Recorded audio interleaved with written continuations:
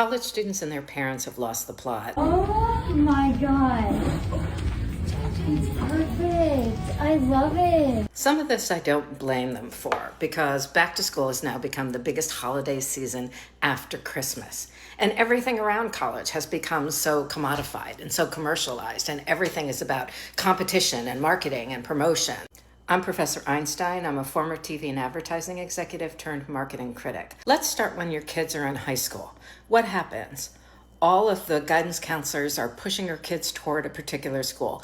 Usually it's the Ivy Leagues or the public Ivies, right? Now, not everybody's going to get into those. And what happens is the admissions people at those schools will tell your kid, oh, if you write a really great essay, you can overcome all of the other issues in your application. That, my friends, is marketing. If you don't have the GPA and the board scores, that essay isn't going to do anything. And the Common App is marketing. Every school adds themselves on there because they know that students now, when they're figuring out what school to go to, are going to the Common App. And if they do the drop-down menu and your name isn't in there, then you're screwed. And who at the colleges are selling students on going to their school? People who used to be the head of marketing for Pottery Barn or General Mills.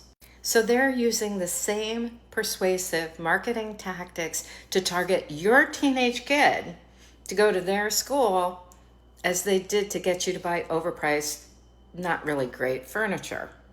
And when you add the digital overlay into this, they're following your kid and getting the information to you every which way they possibly can. They're also using CMR. That is, they're tracking you and giving you points based on how old you are, how much money your family makes, whether or not you actually went to an overnight, did you pay attention to the financial aid meetings.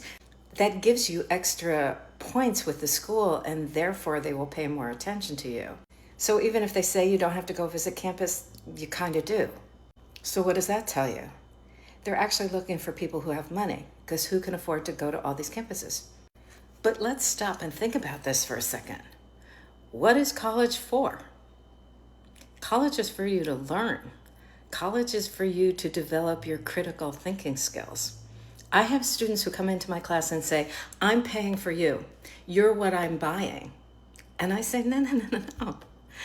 You're the product. I already know this stuff. I don't need to learn it. You need to learn it. And I'm giving you the tools and the access to me so you can learn it. But if you choose not to come to office hours, or you choose not to read the material, or you choose to have AI write your essay for you, then you're producing a not really good product.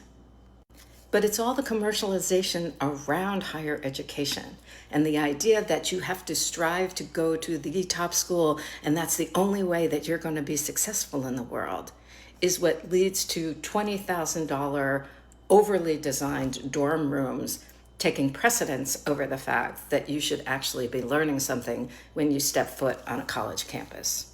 And let me add this to the equation. You're putting together a really crappy product and you're paying $250,000 for it. It's not a good deal. So if you or someone you know is getting ready to apply to college this year, go read my book, Hoodwinked. There's an entire chapter, a really long one actually, on the cult of higher education. And it will tell you all the ways to avoid the pitfalls of buying an education you can't afford, and instead getting one that allows you to produce the best product you can, which is one where you walk out the door able to speak truth to power.